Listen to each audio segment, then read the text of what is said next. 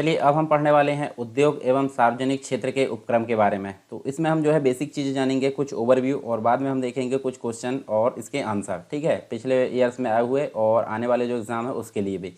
तो जैसे यहाँ पे अगर बात करें भारत में उद्योगों की, तो भारतीय जो उद्योग है उसका इतिहास काफ़ी पुराना हमको देखने को मिलता है। लेकिन ब्रिटिश गवर्नमेंट की अगर बात करें, यानी ब्रिटिश ईस्ट इंडिया कंपनी के भारत में आने के बाद उद्योग में काफ़ी तीव्रता आई, और भारत के जो है औद्योगिकरण के पीछे विदेशी शासकों का दोहरा उद्देश्य था। मतलब वहाँ पे एक तो वो है भारत से कच्चे माल का निर्यात कर सकें, और दूसरा उद्देश्य जो था उस कच्चे माल मतलब जो कच्चा माल था, कच्चे माल से बना उत्पाद भारत में बेच सके। ये सारी चीज़ हमको यहाँ पे देखने को मिलता है।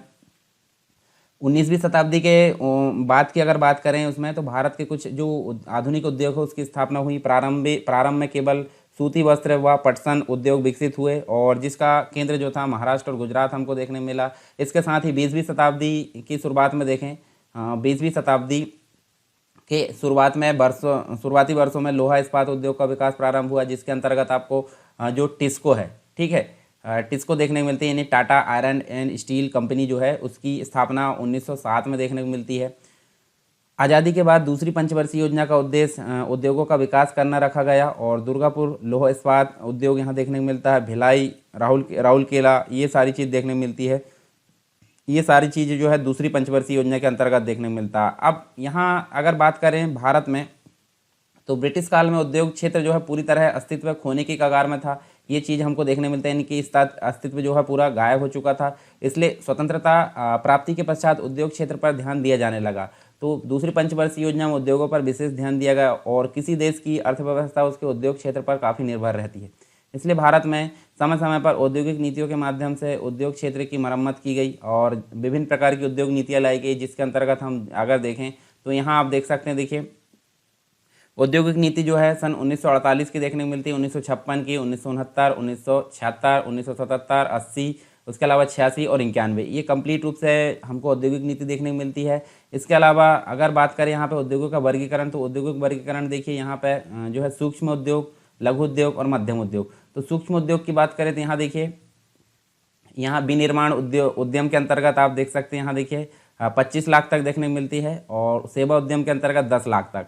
लघु उद्यम आपको 25 लाख से 5 करोड़ देखने को मिलती है, परंतु सेवा उद्यम के अंतर्गत आपको 10 लाख से 2 करोड़ के अंतर्गत देखने को मिलता है। और मध्यम उद्योग जो है उसमें आप देख सकते हैं 5 करोड़ से 10 करोड़ तक देखने को मिलता है, और यहाँ सेवा उद्यम में 2 करोड़ से 5 करोड़ देखने को मिलता है।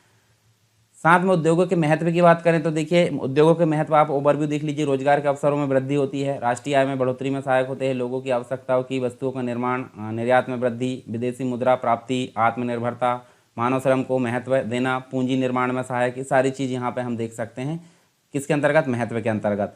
अब औद्योगिक विकास में जो कुछ समस्याएं आती है उनको भी हम देख लेते हैं। तो देखिए, पूंजी की कमी देखने को मिलती है यहाँ पे, आधारभूत इकाइयों का विकसित न हो पाना, कच्चा माल, आधुनिक मशीन एवं उन्नत प्रौद्योगिकी का अभाव, क्षेत्रीय असमानता में वृद्धि, विदेशी उद्यमों के साथ प्रतिस्पर्धा, कार्योचित जो मानव शक्ति की कमी, औद्योगिक रुग्णता के कारक, यहाँ सारी चीज़ें हम देख सकते हैं किसमें, समस्या के अंतर्गत। एक चीज़ और देख सकते हैं हम, देखिए बौद्धिक संपदा हमको देखने को मिलती है। जैसे बौद्धिक संपदा वह कानूनी अधिकार होता है जो वैज्ञानिक, औद्योगिक, साहित्य एवं कला के क्षेत्र में नवाचार एवं खोज के लिए मिलता है। बौद्धिक संपदा अधिकार जो है किस किस के अंतर्गत देखने को मिलता है, देखिए पेटेंट, कॉपीराइट जो है, ट्रेडमार्क है, औद्योगिक डिज़ाइन है, भौगोलिक संकेतक, ये सारी चीज़ हमको बौद्धिक संपदा अधिकार के अंतर्गत देख सकते हैं। औद्योगिक क्षेत्र के विकास से संबंधित कुछ योजनाएं देखें तो देखिए, make in India, invest India, startup India, stand up India, प्रधानमंत्री मुद्रा योजना, इन सभी के बारे में हम बाद में यहाँ पे डिस्कस करेंगे। अभी सिर्फ आप इसको ध्यान में रख लीजिए कौन कौन सी योजनाएं यहाँ पे देखने को मिलती है। सार्वजनिक क्षेत्र के कुछ उपक्रम होते हैं। तो सार्वजनिक क्षेत्र का मतलब क्या होता है, सार्वजनिक क्षेत्र को पब्लिक सेक्टर यूनिट बोला जाता है, नहीं PSUs बोला जाता है। और भारत सरकार द्वारा संचालित एवं नियंत्रित जो उद्यम या उपक्रम होते हैं वो PSUs कहलाते हैं। सार्वजनिक उपक्रम का उद्देश्य लाभ अर्जित करना ना होकर सामाजिक एवं जो सार्वजनिक हित है उसको बढ़ावा देना। इस प्रकार इस प्रकार के जो उपक्रम है उसका स्वामित्व भारत सरकार या राज्य सरकारों के पास में होता है। जैसे air India engineering service limited जो कि 2006 में स्थापित हुई थी, जो हम देख सकते हैं, देखिए नागर विमानन मंत्रालय यहाँ देख सकते हैं, देखिए जो मुंबई में यहाँ इसका जो है जो एयर इंडिया इंजीनियरिंग सर्विसेज है। दूसरा है अकतारा जो पावर लिमिटेड है जो कि 2006 में स्थापित हुआ, विद्युत से रिलेटेड है छत्तीसगढ़ में। And you you'll and company limited जो 1969 में 79 में स्थापित हुई थी। भारी उद्योग एवं लोक उद्यम मंत्रालय इसके अंतर्गत देखने को मिलता है, कोलकाता में देख सकते हैं। Assam Ashok hotel corporation limited है, तो ये आपको 1985 में देखने को मिलती है। पर्यटन मंत्रालय असम में। बीपीएल निर्माण कंपनी लिमिटेड 1984 भारी उद्योग एवं लोक उद्यम मंत्रालय के अंतर्गत ये देख सकते हैं और कोलकाता में ही है। बीईएमएल तो ये जो है 1964 में स्थापित हुई थी, रक्षा मंत्रालय के अंतर्गत हैदराबाद में। भारत इलेक्ट्रॉनिक लिमिटेड 1954 में रक्षा मंत्रालय बेंगलोर के अंतर्गत। साथ ही अगर देखें तो भारत हैवी इलेक्ट्रॉनिक्स लिमिटेड ये 1964 में स्थापित हुई थी, भारी उद्योग एवं लोक उद्यम मंत्रालय के अंतर्गत। भोपाल और बेंगलोर दो जगह देख सकते हैं। भारत पेट्रो रसायन जेपीडीए लिमिटेड ये 2006 में हम देख सकते हैं। पेट्रोलियम एवं प्राकृतिक गैस मंत्रालय महाराष्ट्र के अंतर्गत। Bharat Pep's and corporation limited 1970 भारी उद्योग एवं लोक उद्यम मंत्रालय इलाहाबाद के अंतर्गत देख सकते हैं। ठीक है, अब कुछ होती है महारत्न कंपनियां। महारत्न कंपनियों की अगर बात करें, महारत्न उपक्रम की जो शुरुआत है वो यहाँ पे 2009 में हम देख सकते हैं। सन 2009 से इसकी शुरुआत हुई थी इस योजना की। इसका उद्देश्य जो होता है सार्वजनिक क्षेत्र के उद्यमों को अपने कारोबार का विस्तार तथा वैश्विक स्तर पर बड़ी कंपनी के रूप में उभारता है। वर्तमान समय में कुल जो है 10 सार्वजनिक क्षेत्र के उपक्रम को महारत्न का दर्जा यहाँ पे दिया गया है। तो 10 की अगर बात करें कौन कौन से हैं, देखिए भारत हैवी इलेक्ट्रॉनिक्स लिमिटेड जिसे BHEL बोलते हैं भेल। Bharat petroleum corporation limited BPCL। कोल इंडिया लिमिटेड जिसे CIL बोला जाता है। गेल इंडिया लिमिटेड जिसे गेल बोला जाता है। इसके अलावा जो है Hindustan petroleum corporation limited HPCL। Indian oil corporation limited जिसे IOCL बोला जाता है। NTPC तो NTPC इसको बोला जाता है NTPC लिमिटेड। तेल और प्राकृतिक गैस निगम यानी कि ONGC इसको बोला जाता है। Power grid corporation of India limited PGCIL बोला जाता है। Steel authority of India limited जिसे सेल बोला जाता है। तो ये कंप्लीट रूप से 10 यहाँ देखने मिलती हैं। वर्तमान में 10 महारत्न कंपनियां हैं, 14 नवरत्न कंपनी जिनके बारे में हम आगे देखेंगे और 73 मिनी रत्न कंपनी यहाँ पे। और श्रेणी 1 श्रेणी 2 में इनको बांटा गया है 73 को। लोक उद्यम विभाग सभी केंद्रीय सार्वजनिक क्षेत्र के उद्यमों का जो है नोडल विभाग होता है। चलिए आगे देखते हैं हम। यहाँ आपको नवरत्न कंपनियों की लिस्ट में 14 देखने को मिलती है और इसकी शुरुआत भी जो है 1900 मतलब यहाँ देखें तो 1997 में इस कार्यक्रम की शुरुआत हुई थी। जो योजना है नवरत्न योजना, इसकी शुरुआत हुई थी। और नवरत्न का दर्जा प्राप्त कंपनियों को जो है अधिक प्रशासनिक एवं वित्तीय स्वायत्तता मिलती है। वर्तमान समय में 14 हम देख सकते हैं, जैसे Bharat electronics limited, container corporation of India limited, engineers India limited, Hindustan aeronautics limited, Mahanagar telephone Nigam limited, national aluminium company limited, NBCC India limited, NMDC limited है, NLC इंडिया लिमिटेड है, oil India limited, power finance corporation limited, Rashtriya Ispat Nigam limited, Gramin Vidyutikaran Nigam limited, shipping corporation of India limited. ये सभी हम यहाँ देख सकते हैं नवरत्न कंपनियों की लिस्ट में शामिल है। इसके अलावा मिनी रत्न जो योजना है, मिनी रत्न की शुरुआत अगर देखें तो यहाँ पर जिसकी शुरुआत कब हुई थी, सन 1997 में हुई थी और वर्तमान में 74 ये लगभग हम देख सकते हैं। मतलब कंपनियों की कुल संख्या अभी 74 है और वे कंपनी जो लगातार 3 वर्षों तक लाभ अर्जित किया हो और साथ ही साथ 3 वर्षों में किसी एक साल 30 करोड़ या उससे अधिक लाभ हासिल किया हो, तो इनको जो है मिनी रत्न कंपनी को दर्जा दिया जाता है। तो कुछ हम देख सकते हैं, देखिए यहाँ पे airports authority of India, Balmer Lawrie and company limited, Bharat coking coal limited है, Antrix corporation limited, Bharat dynamics limited है, BML जो है लिमिटेड है, Bharat Sanchar Nigam limited, bridge and roof company limited, Kamaraj port limited. इसके अलावा गोवा शिपयार्ड भी देख सकते हैं हम यहाँ पे। ठीक है, जो यहाँ देखिए आप, तो कुछ यहाँ पे देख सकते हैं। ठीक है, एक समिति आई थी आबिद हुसैन समिति, इसने लघु उद्योगों में सुधार हेतु योजना बनाई गई थी। ठीक है, तो लघु उद्योग की अगर बात करें, लघु उद्योग क्या होते हैं? लघु उद्योग का मतलब होता है ऐसे उद्योग जिसमें अधिक से अधिक 1 करोड़ का निवेश हुआ हो। मतलब यहाँ पे अधिक से अधिक 1 करोड़ का निवेश हुआ हो, इनको मतलब लघु उद्योग की श्रेणी में डाला जाता है। जबकि कुटीर उद्योग की अधिकतम सीमा जो रहती है वो 25 लाख रुपए रहती है। लघु उद्योगों को 3 भागों में बांटा गया है। तो 3 भाग कौन कौन से आप देख सकते हैं यहाँ देखिए। एक तो सूक्ष्म उद्योग है, जिसमें हम देखें तो जहाँ प्लांट एवं मशीनरी उसमें जो है 25 लाख से अधिक का निवेश नहीं होता, इनको सूक्ष्म उद्योग की श्रेणी में रखा जाता है। लघु उद्योग की बात करें तो जहाँ निवेश जो है 25 लाख से 5 करोड़ तक से कम देखने को मिलता है, तो इसको लघु उद्योग की श्रेणी में रखा जाता है। एक होता है मध्यम उद्योग, जिसमें 5 करोड़ से 10 लाख तक का जो है निवेश किया जाता है, 10 लाख से कम तक का, तो इनको बोला जाता है मध्यम उद्योग। इसके अलावा लाइसेंसिंग की आवश्यकता वाले कुछ उद्योग होते हैं। लाइसेंसिंग मतलब उद्योग को लगाने के लिए बहुत सारे लाइसेंस लेना पड़ता है। तो ऐसे उद्योग जो अल्कोहल युक्त पेय का आसवन व इनमें से शराब बनाने वाला हो, वह उद्योग जो तंबाकू के सिगार एवं सिगरेटें तथा विनिर्मित तंबाकू के अन्य पदार्थ बनाने वाले हो। इलेक्ट्रॉनिक, एयरोस्पेस तथा रक्षा उपकरण जिसमें सभी प्रकार के आते हैं तो ये शामिल है। डिटोनेटिंग फ्यूज़ है, सेफ्टी फ्यूज़ है, गन पाउडर है, नाइट्रोसेल्यूलोज है तथा माचिस सहित जो औद्योगिक विस्फोट है सामग्री बनाने वाले जो उद्योग है, ये सभी लाइसेंसिंग आवश्यकता वाले उद्योग की श्रेणी में आते हैं। मतलब इनको लगाने के लिए लाइसेंस की ज़रूरत पड़ती है। अब उद्योगों की जो है पिछड़ापन के कारण मुख्य रूप से अगर देखें तो औद्योगिक रुग्णता देखने को मिलती है। तो औद्योगिक रुग्णता है क्या? जब किसी कंपनी को रुग्ण उद्योग कंपनी उस स्थिति में कहा जाता है जब विगत 4 वर्षों में से किसी एक या अधिक वर्षों में वित्तीय वर्ष के अंत में इसकी संचित हानि इसकी नेटवर्क का जो है 50% या उससे अधिक हो। तो ये हम देख सकते हैं औद्योगिक रुग्णता यहाँ देखने को मिलती है। औद्योगिक रुग्णता कंपनी अधिनियम 1985 में नारायण दत्त तिवारी समिति की सिफारिश के आधार पर पारित किया गया, जिसके तहत 1987 में औद्योगिक एवं वित्तीय पुनर्निर्माण बोर्ड की स्थापना की गई। इसके बाद हम देख सकते हैं इससे संबंधित कुछ समिति, तो ओंकार गोस्वामी समिति 1993 में गठित की गई और बालकृष्ण इराडी समिति 1993 में। कुछ विशेष आर्थिक क्षेत्र होते हैं जिसे स्पेशल इकोनॉमिक जोन बोला जाता है, और यहाँ इसकी अगर बात करें तो विशेष आर्थिक क्षेत्र जो है विशेष रूप से परिभाषित उस क्षेत्र को कहा जाता है जहाँ से व्यापार, आर्थिक क्रियाकलाप, उत्पादन तथा अन्य व्यावसायिक गतिविधियों को संचालित किया जाता है। ये ऐसे भौगोलिक क्षेत्र होते हैं जहाँ देश के अन्य क्षेत्रों की अपेक्षा आर्थिक नियम कानून ज़्यादातर उदार होते हैं एवं यहाँ पूर्ण विकसित जो आधारित संरचना है उपस्थित होती है। विशेष आर्थिक क्षेत्र नीति की जो घोषणा है 1 अप्रैल सन 2000 में यहाँ पर की गई थी। तो ये चीज़ आप देख सकते हैं स्पेशल इकोनॉमिक जोन के अंतर्गत। एक होता है निर्यात प्रसंस्करण क्षेत्र। तो निर्यात प्रसंस्करण क्षेत्र सामान्य रूप से अगर देखें तो विशेष आर्थिक क्षेत्र के समान ही होता है, ठीक है, मतलब SEZ के समान ही होता है। निर्यात प्रसंस्करण क्षेत्र के उत्पादन को पूर्णतः निर्यात किया जाता है और यहाँ आर्थिक कानून जो होते हैं सामान्य कानून से ज़्यादा उदार होते हैं। एक होता है डूइंग बिजनेस रिपोर्ट होती है। डूइंग बिजनेस रिपोर्ट जिसके अंतर्गत देखें तो यहाँ देखिए 24 अक्टूबर 2019 को जो रिपोर्ट आई थी इसमें, तो इसमें विश्व बैंक के द्वारा जो है व्यवसाय सुगमता से संबंधित डूइंग बिजनेस रिपोर्ट 2020 को जारी किया गया है, जिसमें 17वीं वार्षिक रिपोर्ट थी ये। तो ये आप देख सकते हैं। व्यवसाय सुगमता रिपोर्ट की अगर बात करें सूचकांक मतलब इंडेक्स होता है। तो विश्व बैंकिंग जो व्यवसाय शुरू है, मतलब यहाँ पे विश्व बैंक है व्यवसाय शुरू करने से लेकर व्यवसाय हेतु वित्त प्रबंधन, व्यावसायिक कार्यकलाप तथा इससे संबंधित जो उन्नति है उस हेतु अनुकूल माहौल प्रदान करने की सुगमता को व्यावसायिक सुगमता माना जाता है।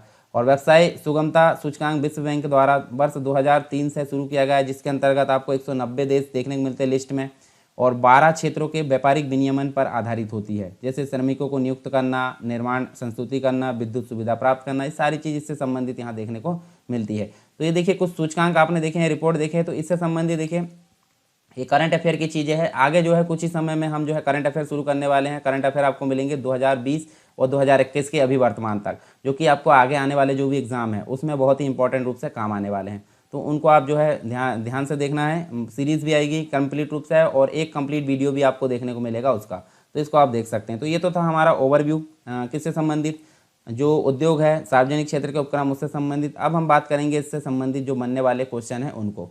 तो देखिए इसमें जो है हमको अभ्यास प्रश्न के अंतर्गत कुछ विगत वर्षों में आए हुए क्वेश्चन को देखना है, उनके आंसर भी देखना है। इसके अलावा मॉडल प्रश्न को भी देखना है, जो कि हमारे लिए काफ़ी इंपॉर्टेंट होते हैं। चलिए पहला क्वेश्चन है, कथन दिया है और एक कारण दिया है, तो दोनों में से सही कौन सा है ये हमको देखना है। वर्ष 1999 से 2000 के दौरान जो है औद्योगिक उत्पादन में वृद्धि हुई, ठीक है, तो ये जो हमारा कथन है वो बिल्कुल सही है। इसके अलावा कारण क्या होना चाहिए, इस अवधि में स्थायी विनिमय दर तथा सुधरी हुई व्यवसाय भावना पाई गई। तो ये भी मतलब यहाँ पे जो सही स्पष्टीकरण है, मतलब जो कथन है, कथन तो सही है, कथन का कारण जो है वो भी सही स्पष्टीकरण है।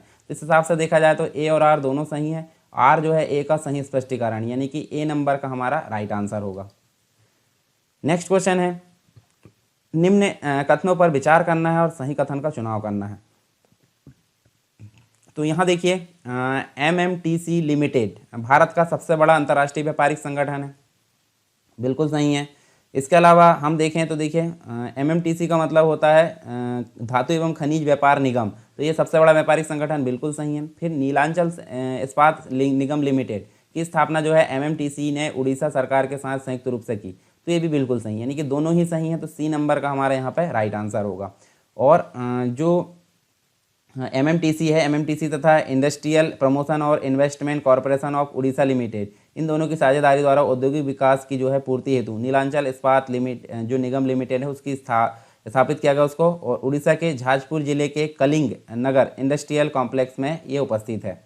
नेक्स्ट क्वेश्चन है सरकार की नीति जो है मेक इन इंडिया का उद्देश्य क्या है। तो मेक इन इंडिया का उद्देश्य क्या है, तो देखिए यहाँ पे नौकरशाही के ढीलापन को दूर करने के लिए, तो यहाँ पे ये बिल्कुल नहीं होगा। उसके बाद लाल फीताशाही को हटाना, ये भी नहीं होगा। उत्पाद को प्रतियोगी बनाना, ये भी नहीं होगा। तो आंसर क्या होगा, उपयुक्त में से कोई नहीं, यहाँ पे इसका राइट आंसर होगा। और मेक इन इंडिया कार्यक्रम की अगर बात करें तो ये 25 सितंबर 2014 को 25 सितंबर 2014 को यहाँ पे हमारे देश के प्रधानमंत्री वर्तमान में जो है मोदी जी के द्वारा यहाँ शुरू किया गया था। एक कैंपेन था एक, और इसका उद्देश्य क्या था, नौकरशाही के ढीलापन को दूर करना, लाल फीताशाही को हटाना, विकसित आधारभूत संरचना, और यहाँ देखिए इसके अलावा और बहुत सारी चीज़ें थी। तो यहाँ देखिए उपरोक्त में से कोई नहीं है और उपरोक्त में से एक से अधिक है, तो यही इसका आंसर है। उपरोक्त में से एक से अधिक है मतलब यहाँ इसमें से भी और अधिक है, यानी विकसित आधारभूत संरचना तथा विनिर्माण लागत कम करना तथा उत्पादों को प्रतियोगी बनाना, ये सारी चीज़ इसके अंतर्गत, और इसके द्वारा सतत प्रगति हो, और जिससे ईज़ ऑफ डूइंग जो इंडेक्स है उसमें भी सुधार की जा सके।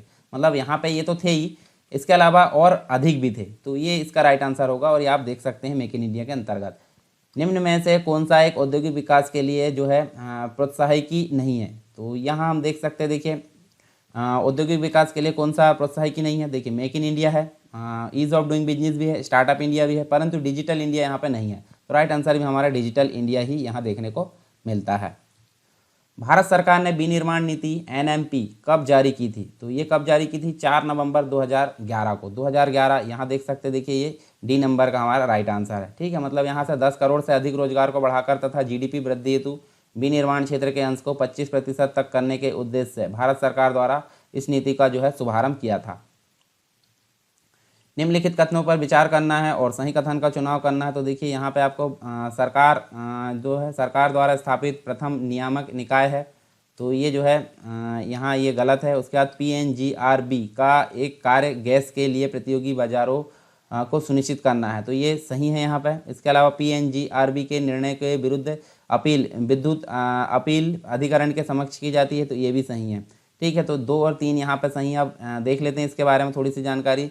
तो जो PNGRB है भारत सरकार द्वारा स्थापित पहला निकाय नहीं है।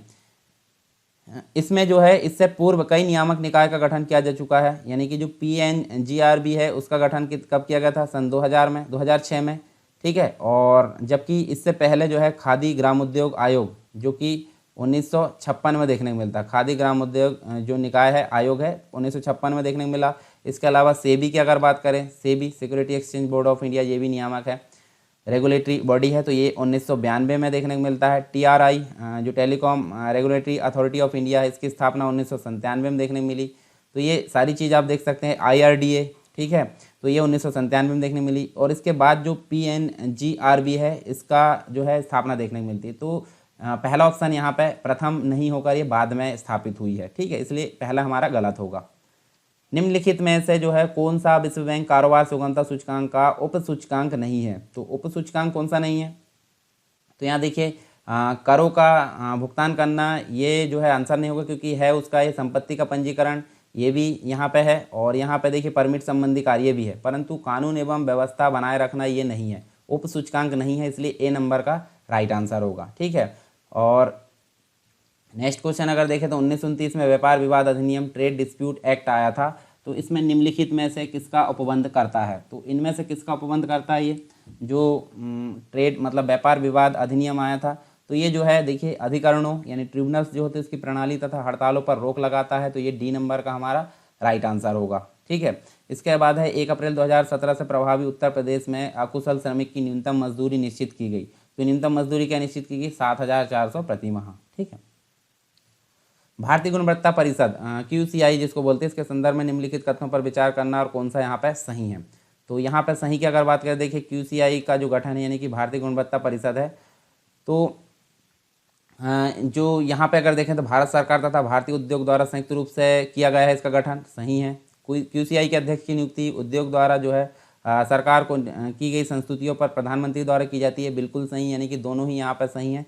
तो 1 और 2 दोनों यहाँ पर सही हैं। ठीक है, और सन 1997 में जो है भारतीय गुणवत्ता परिषद की स्थापना की गई थी। ठीक है, इसके अलावा हम देख सकते हैं, देखिए नेक्स्ट क्वेश्चन है, भारत के औद्योगिक उत्पादन सूचकांक में निम्नलिखित में से कौन सी गतिविधियां सम्मिलित नहीं है। तो यहाँ देखिए इसका जो आंसर है निर्माण इसमें सम्मिलित नहीं है औद्योगिक उत्पाद सूचकांक के अंतर्गत, डी नंबर का राइट आंसर होगा। इसके बाद है देखिए यहाँ पे औद्योगिक उपभोक्ता सूचकांक वर्ष 1960 को बदलकर किसे आधार वर्ष बनाया गया, तो 1982 इसका राइट आंसर होगा। नेक्स्ट है भारत में जो है औद्योगिक उत्पादन सकल जो सूचकांक है उसमें 8 मूल उद्योगों के सूचकांक का जो है संयुक्त भार 37.90 मतलब 90% यहाँ देखने को मिलता है। और निम्नलिखित में से कौन से उद्योग उन 8 मूल उद्योगों में से सम्मिलित है, तो यहाँ देखिए कौन कौन से यहाँ पे हम देख सकते हैं कौन से 8 उद्योगों से सम्मिलित है। तो चार मतलब हमारे पास में 5 ऑप्शन दिए हैं, जिसमें से सीमेंट शामिल है, उर्वरक शामिल है, प्राकृतिक गैस, रिफाइनरी, परंतु वस्त्र उद्योग यहाँ पे शामिल नहीं है। तो हमारा कौन सा आंसर होगा जिसमें 5 होगा वो नहीं होगा, ठीक है। तो यहाँ देखिए 1 2 3 4 यानी कि सी नंबर का राइट आंसर होगा। स्पेशल इकोनॉमिक जोन जिसे SEZ बोलते हैं, इसकी नीति देश में पहली बार आरंभ की गई। तो ये कब आरंभ की गई, ये आरंभ की गई सन 2000 में, सन 2000 बी नंबर का राइट आंसर है। राष्ट्रीय विनिर्माण नीति भारत सरकार द्वारा आरंभ की गई थी, तो ये कब की गई थी, सन 2011 में। इसके अलावा विनिर्माण क्षेत्र में किसे शामिल नहीं किया जाता, तो ये शामिल नहीं किया जाता निर्माण उद्योग को विनिर्माण क्षेत्र में शामिल नहीं किया जाता। सन 1991 की औद्योगिक नीति में जो है लघु उद्योग के लिए सामान्य व सहायक उद्यम निवेश राशि स्वीकृत की गई। तो कितनी की गई यहाँ पे 60 लाख और जो है 75 लाख दोनों यहाँ पे निर्धारित की गई, ठीक है। मतलब डी नंबर का हमारा राइट आंसर होगा। इसके बाद यहाँ देखिए भारत में प्रथम उद्योग जो है किसका विकास हुआ था, प्रथम उद्योग जिसका विकास हुआ था वह कौन सा है, तो ये कुटीर उद्योग है। कुटीर उद्योग यहाँ पे इसका राइट आंसर है। संयुक्त राज्य अमेरिका को छोड़कर विश्व के निम्न देशों में से जो है कौन सा देश कच्चे तेल का सर्वाधिक उत्पादन करता है, तो कच्चे तेल का सर्वाधिक उत्पादन सऊदी अरब के द्वारा किया जाता है, सी नंबर का राइट आंसर है। कौन सा सम्मिलित नहीं है, एक तो औद्योगिक प्रदेश दिया गया और देश एक तरफ देश दिया गया है। तो यहाँ देखिए रूर जो है जर्मनी सही है, जो दक्षिणी न्यू इंग्लैंड जो है यूनाइटेड किंगडम में, तो ये गलत है, इससे संबंधित नहीं है। पो घाटी इटली में है, सही है। कोंटो मैदान जापान में, ये भी सही है, यानी कि बी नंबर का हमारा गलत है, क्योंकि दक्षिणी जो यहाँ पे जो है ये दक्षिणी नहीं, यहाँ पे दक्षिणी है। तो दक्षिणी न्यू इंग्लैंड की अगर बात करें तो यूएसए का भौगोलिक क्षेत्र है, ना कि यूनाइटेड किंगडम का, ये यूएसए का है, तो ये आपको याद रखना है। और बी नंबर का ही हमारा राइट आंसर है। नेपानगर जिस उद्योग के लिए जाना जाता है वो कैसा है, कागज या अखबारी कागज उद्योग है, तो ये डी नंबर का राइट आंसर है, ठीक है। नेपानगर कहाँ पे है आपको बताना, मध्य प्रदेश के अंतर्गत है। देश में वर्ष 2014-15 में जिस केंद्रीय सार्वजनिक उपक्रम को हानि हुई है वो अगर देखें तो ये कौन सा है, भारत संचार निगम लिमिटेड, कौन सा, सी नंबर का राइट आंसर होगा। वर्ष 2013-14 में निम्न में से कौन सी केंद्रीय सार्वजनिक क्षेत्र की इकाई लाभ की स्थिति में नहीं थी, तो लाभ की स्थिति में कौन सी नहीं थी, BSNL डी नंबर का राइट आंसर होगा। फिर है गैस अथॉरिटी भारत लिमिटेड ने जो पाइपलाइन बिछाने हेतु 2000 करोड़ रुपए का प्रावधान किया, जो होगी कहाँ से कहाँ तक होगी, विजयवाड़ा से विजयपुर तक होगी, तो ये हमको देखने को मिलता है बी नंबर का। और ये जो है 8000 करोड़ में जो है गैस लाइन बिछाने का प्रस्ताव दिया गया है सरकार को, और जो कि रणनीति अनुसार गैस पाइपलाइन जो है हजीरा से विजयपुर जगदीशपुर पाइपलाइन से जोड़ दी जाएगी। भारत सरकार ने निम्नलिखित एल्यूमिनियम कंपनी में से किस एक को नवरत्न स्टेटस प्रदान किया है, तो ये जो है कौन सी है, नाल्को है। नाल्को यहाँ पे इसका राइट आंसर है, मतलब ए नंबर का। सन 1991 में स्थापित हुई थी ये नाल्को, मतलब जो भारत सरकार का एक उपक्रम है, और ये एशिया का सबसे बड़ा उपक्रम के रूप में ख्याति प्राप्त है, ठीक है। वर्तमान में 14 नवरत्न कंपनी हमको देखने को मिलती है। केंद्र सरकार के भारी उद्योग एवं सार्वजनिक उद्यम मंत्रालय द्वारा लघु रत्न श्रेणी 1 उद्योग को अधिकतम कितनी धनराशि तक वित्तीय सहायता दी गई है, तो ये जो है 500 करोड़ यहाँ पे इसका राइट आंसर है। हाँ, सुमेलित करना है सरकारी नीति और कुछ दिया है वर्ष यहाँ पे, तो इसका राइट आंसर क्या होगा, तो देखिए सूचना तकनीक नीति की अगर बात करें तो सन 2011 में हमको देखने को मिलती है। उसके अलावा खनिज नीति, तो खनिज नीति की बात करें तो इस 2006 में सही है इसका। होटल नीति, तो होटल नीति भी सही है। उसके अलावा औद्योगिक एवं निवेश प्रोत्साहन आपको देखने को मिलता है 1 नंबर। तो इस हिसाब से अगर देखा जाए तो हमको कहाँ पे इसका आंसर देखेंगे, डी नंबर का इसका राइट आंसर देखने को मिलता है। निम्नलिखित में से कौन सा सार्वजनिक क्षेत्र का उपक्रम नहीं है, तो सार्वजनिक क्षेत्र का उपक्रम कौन सा नहीं है, यहाँ पे देखिए NTPC है, ठीक है, SAIL भी है, सेल, उसके बाद BHEL भेल भी है, तो NTPC भी है, तीनों है, मतलब टिस्को नहीं है। टिस्को यहाँ पे इसका राइट आंसर होगा, क्योंकि ये जो है सार्वजनिक क्षेत्र का उपक्रम नहीं है। BIFI जो है किससे संबंधित है? तो ये जो है जो रुग्ण इकाइयाँ होती है उसके पुनर्निर्माण एवं वित्तीयन से संबंधित देखने को मिलता है। तो इसको औद्योगिक एवं वित्तीय पुनर्निर्माण बोर्ड बोला जाता है। इसकी स्थापना सन 1987 में की गई थी। तो ये भी आपको याद रखना है, ठीक है। यहाँ अगर देखें नेक्स्ट क्वेश्चन है, भारत में 8 कोर सेक्टर में किसे शामिल नहीं किया गया है? तो 8 कोर सेक्टर में देखिए यहाँ पे कोयला शामिल है, उर्वरक शामिल है, विद्युत शामिल है, सीमेंट भी शामिल, परंतु रसायन यहाँ पे शामिल नहीं है। तो डी नंबर का हमारा राइट आंसर होगा, ठीक है। मतलब टोटल कितने हैं? 8 है। तो कोयला है, कच्चा तेल है, प्राकृतिक गैस है, रिफाइनरी उत्पाद है, उर्वरक है, इस्पात है, सीमेंट है, विद्युत है। ये 8 कोर सेक्टर देखने को मिलते हैं। तो ये तो था हमारा यहाँ पे कंप्लीट ओवरव्यू किसका? औद्योगिक क्षेत्र से संबंधित सार्वजनिक उपक्रम जितने भी हमने देखे और उनसे संबंधित जो क्वेश्चन है उनको हम डिस्कस किए हैं। तो आई होप सारी चीज़ें आपको क्लियर हुई होगी। आप अगर कुछ डाउट है तो कमेंट बॉक्स में बताइए, और टेलीग्राम चैनल और जो ग्रुप है उसको ज्वाइन कर सकते हैं, और ऐप को भी आप डाउनलोड कर सकते हैं। सभी की लिंक आपको डिस्क्रिप्शन बॉक्स में मिल जाएगी।